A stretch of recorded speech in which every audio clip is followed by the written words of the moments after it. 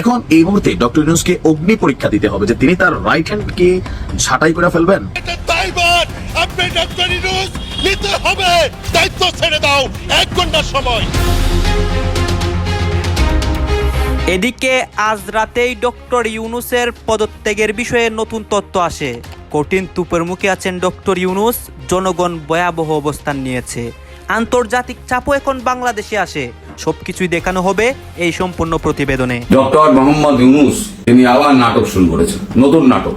এবার তার খাইশ হয়েছে, তিনি নাকি পদত্যাগ করবেন। এখন তার মনে পড়েছে না, সব দল যদি আমার পাশে এসে না দাঁড়ায় তাহলে পরে আমার পক্ষে সরকার চালানো সম্ভব নয়। মুখোমুখি অবস্থানে গণঅভ্যুত্থানের পক্ষে সব শক্তি একের পর এক মব আর দাবি আদায়ের মিছিলে ক্লান্ত অন্তর্বর্তী সরকার। তাই ক্ষুব্ধ প্রধান উপদেষ্টা ডক্টর মোহাম্মদ ইউনূস পদত্যাগের মতো চিন্তায় এখন আলোচনার কেন্দ্রবিন্দুতে। রাষ্ট্রচিন্তাবিদদের কেউ বলছেন এভাবে চলে যাওয়ার কথা বলতে পারেন না ইউনূস। আবার আজকের এই জুম্মা মুবারককে কেন্দ্র করে আপনাদের জন্য একটি দারুণ সুসংবাদ। সেটি হচ্ছে ভাই, 48 ঘন্টার ভিতরে ডক্টর ইউনূস তিনি পদত্যাগের সিদ্ধান্ত নিয়ে নিলেন।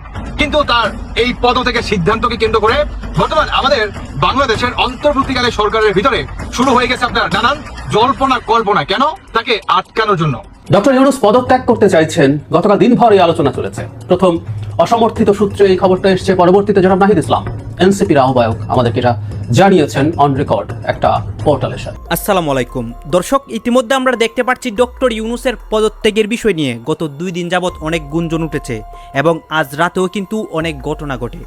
অনেকে তো ডক্টর ইউনূসকে সরাসরি আলটিমেটাম দেয়, অনেকে ডক্টর ইউনূসের বিরুদ্ধে গিয়ে রাজপথেও নামে। দর্শক শ্রোতা, দেশের এই রাজনৈতিক প্রেক্ষাপট যে বিভিন্ন দিকে ঘুরপাক খাচ্ছে এবং সবাই কি বলতেছে এবং নেতাকর্মীদের বর্তমান কি অবস্থান, মানে তারা কি অবস্থান নিয়েছে, সবকিছু দেখতে পারবেন এই একটি ভিডিওর মাধ্যমে। আপনারা সম্পূর্ণ ভিডিও কন্টিনিউ করবেন। আপনাদের মনে দেশের রাজনীতি নিয়ে যতগুলো প্রশ্ন রয়েছে সকল প্রশ্নের উত্তর পেয়ে যাবেন। সর্বশেষ ডক্টর ইউনূস কি করেন আজ রাতের মধ্যে, অন্যদিকে দেশের পরিস্থিতিটা সর্বশেষ কোন জায়গায় গিয়ে দাঁড়ায়। আসুন আমরা কথা বাড়াচ্ছি না, আপনাদের জন্য যে নিউজগুলো আমরা রেডি করেছি সেই নিউজগুলো আগে দেখে আসি। ডক্টর ইউনূসের পদত্যাগ নিয়ে গুঞ্জন উঠেছে এবং কি বিষয়টা এখন ওপেন সিক্রেট। তিনি যে কোনো সময় পদত্যাগ করতে পারেন। এই পদত্যাগ করার পেছনে বেশ কিছু চাপ তিনি ফিল করছেন। আর এই চাপগুলোর মধ্যে উপদেষ্টা পরিষদে বেশ কয়েকজন মানুষ আছেন যাদের উপর আসলে ইউনূস সরকার নির্ভরশীল। এখন এই মুহূর্তে ডক্টর ইউনূসকে অগ্নি পরীক্ষা দিতে হবে যে তিনি তার রাইট হ্যান্ড কি ছাঁটাই করে ফেলবেন নাকি রাখবেন। যদি রাখেন, আগামী দিনগুলোতে ওনাকে আরো একটা ঝামেলা পোহাতে হবে। আর ওই রাইট হ্যান্ডের নাম হচ্ছে, বুঝতেই পারছেন, ডক্টর আসিফ নজরুল।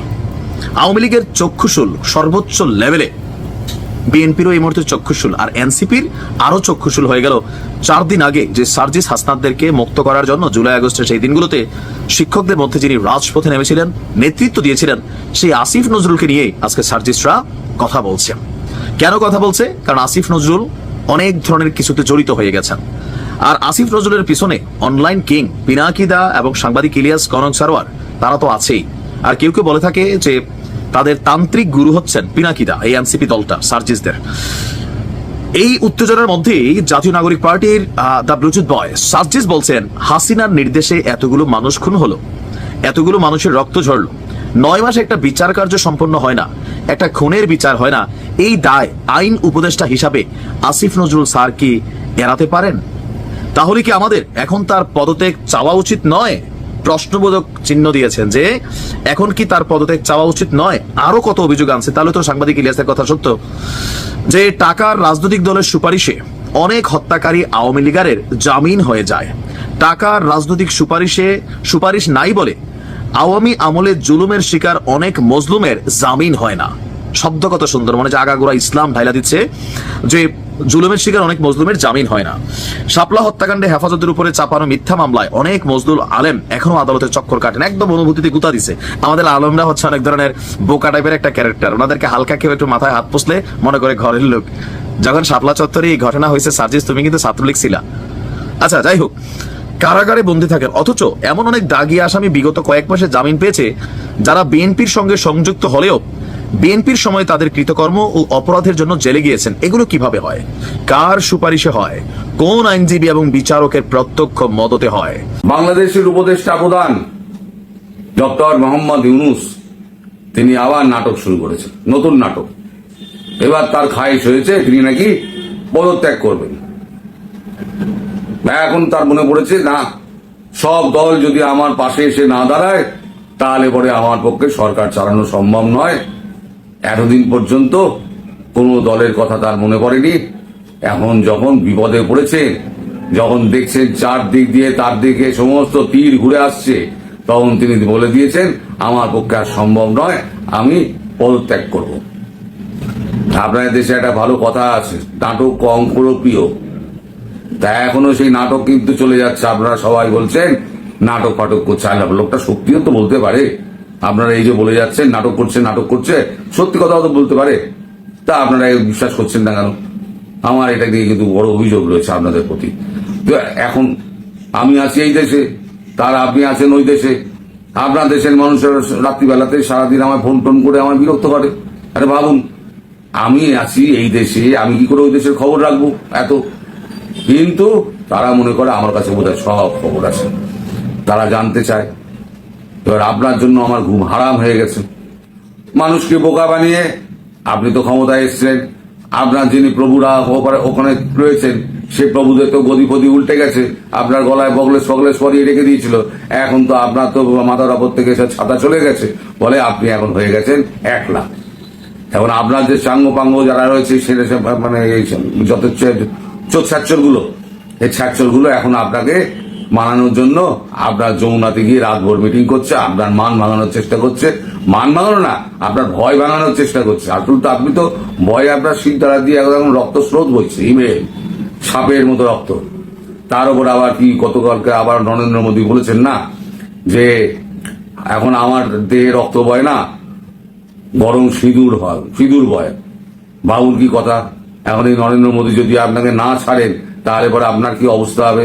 আর শেখ হাসিনাতে এক হাত ধোয়ার জন্য হাত উঠিয়ে বসে আছেন তিনি, তাহলে আপনার কি অবস্থা হবে? আপনি আবার চিন্তা করুন। এই সমস্ত চিন্তা যে আপনি করছেন না তা আমি বলছি না, সেটাও আপনি করছেন।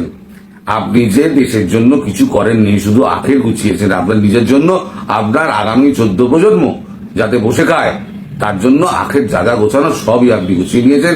আর আপনাকে শিকন্ডি খাড়া করে যারা যা গোছানোর আছে, আপনার সাঙ্গপাঙ্গ যারা আছে, লুট তরাজ করে দেশকে একেবারে ধ্বংস করে দিয়েছেন। আপনার দ্বারা মানে কোনো উন্নতির কাজ তো হয়নি। কি কাজ হয়েছে আপনি আমায় বলুন? সব যেগুলো শিল্প ছিল সব ভেঙে নষ্ট করে দিয়েছেন। আপনি 71-এর স্বাধীনতার যে সমস্ত চিহ্নগুলো ছিল সেগুলো সমস্ত মুছে দিয়েছেন। আপনার একেবারে মানে সেই ইতিহাস থেকে আরম্ভ করে সংবিধান পর্যন্ত সবকিছু আপনি উল্টে দেওয়ার চেষ্টা করেছেন।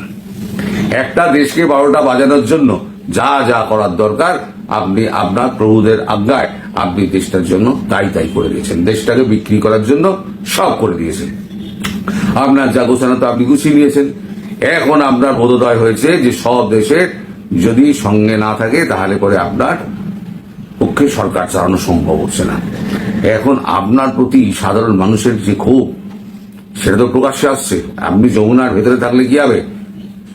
সরকারি পয়সা লেজ্জ পেয়েও সবই হচ্ছে। এবার সাধারণ মানুষের ক্ষোভ ভাবুন, মানে তারা এখন আমাকে লিখে জানাচ্ছে। এখন সবার নাম তো বলা যাবে না, তাহলে আপনার তো ওখানে তো দেশের অবস্থা তো ভালো নয়। এখনো তো আপনার সাঙ্গপাঙ্গর ক্ষমতায় রয়েছে। ক্ষমতা যেদিন থাকবে না সেদিন তাদের জামা কাপড় থাকবে না, সেটা আমিও এখনো বলি। যে মন্ত্রণালয় মুক্তিযুদ্ধের বিরুদ্ধে কথা বলবে, ভুয়া মুক্তিযুদ্ধের পক্ষ নেবে, সেই মন্ত্রণালয় বাংলার মাটিতে থাকতে পারে না। চট্টগ্রাম বিভাগ যদি বাংলাদেশ থেকে আলোক হয় সেটা দায়ভার আপনি ডক্টর ইউনূস নিতে হবে। দায়িত্ব ছেড়ে দাও 1 ঘন্টার সময়। আমরা বুঝি এদেশে নেই, এদেশে মানুষের অধিকার, এদেশের আমরা মুসলিম মেজরিটি কান্ট্রি দেশ। আমাদের মুসলমান দেশে আমরা ইমানে চলতাম চাই। যেসব আলেম আছেন ইমানে না চলতে পারলে আর আপনি কোনো পক্ষ নিয়ে কথা বলবেন না। আপনার দরকার আলেমদের সর্বপ্রথম ইমানে চলা। আমি ডক্টর ইউনূস সাহেবকে এই জামুকাই মন্ত্রণালয়ের উপদেষ্টার অফিস থেকে আমার নিজ মোবাইলে আমি একটা লাইভ দিয়েছি। বলছি 4 মাস আগে দরখাস্ত করেছি, সেই দরখাস্ত জবাব এখনো দিতে পারো নাই। তোমরা কিসের দায়িত্ব ছেড়ে দাও 1 ঘন্টার সময়। যেসব মুক্তিযোদ্ধার রানিং বাতা স্থগিত করছে এবং হাইকোর্টে রিট করার পরেও ওই জামুকা ওই ডিউনো অফিসে যাচাই বাছাই কমিটি কারণে যারা বাদ পড়েছেন অরিজিনাল মুক্তিযোদ্ধারা আপনারা তো দেখলেন এখানে কি কথা হচ্ছে, অনেকেই কিন্তু অনেক কথা বলতেছে, অনেকে আলোচনা করতেছে, অনেকে সমালোচনা করতেছে দেশের বিভিন্ন অবস্থা এবং দেশের বিভিন্ন পরিস্থিতি নিয়ে সবাই সবার মন্তব্য প্রকাশ করে, এবং এই মন্তব্যগুলো দেখে আমরা অনেক কিছু বুঝতে পারি যে দেশের মধ্যে বর্তমানে কি হচ্ছে এবং সবার বর্তমান পরিস্থিতি কি। দর্শক শ্রোতা, এখানে কিন্তু বিশেষ করে ডক্টর ইউনূসের যে পদত্যাগের যে একটা গুঞ্জন, এই গুঞ্জন নিয়ে কিন্তু অনেকে অনেক কথা বলে। দর্শক শ্রোতা, অনেকেই কিন্তু অনেক মানে ভুয়া নিউজও ছড়ায়, সেই নিউজগুলোতে আপনারা কান দিবেন না। যারা কিনা আপডেট নিউজগুলো সবসময় আমাদের সামনে তুলে ধরে তাদের কিছু বক্তব্য দেখিয়েছে, আবার অনেকের বক্তব্যের মাধ্যমে আমাদের দেশের মধ্যে অনেক কিছু ছড়ায়, সেইগুলো কিছু দেখিয়েছি। দর্শক শ্রোতা, আমি এই ভিডিওর মাধ্যমে আপনাদেরকে সাবধান করে দিচ্ছি, ভুয়া গুঞ্জনে আপনারা শুনবেন না, এবং দেশের যে এই রাজনৈতিক প্রেক্ষাপট ডক্টর ইউনূসের বিষয়ে বা আরও অনেক বিষয়ে, এইগুলো নিয়ে আপনাদের মন্তব্য কী, আপনাদের মন্তব্যটা আপনারা কমেন্ট বক্সে লিখে যাবেন। সর্বশেষ আপনাদের কাছে আমাদের একটা রিকোয়েস্ট থাকবে, আপনারা আমাদের চ্যানেলের নতুন দর্শক হয়ে থাকলে চ্যানেলটি সাবস্ক্রাইব করবেন এবং পাশে থাকা বেল বাটনটি বাজাবেন, যাতে করে নেক্সট ভিডিওটা সবার আগে আপনাদের কাছে পৌঁছায়। ধন্যবাদ।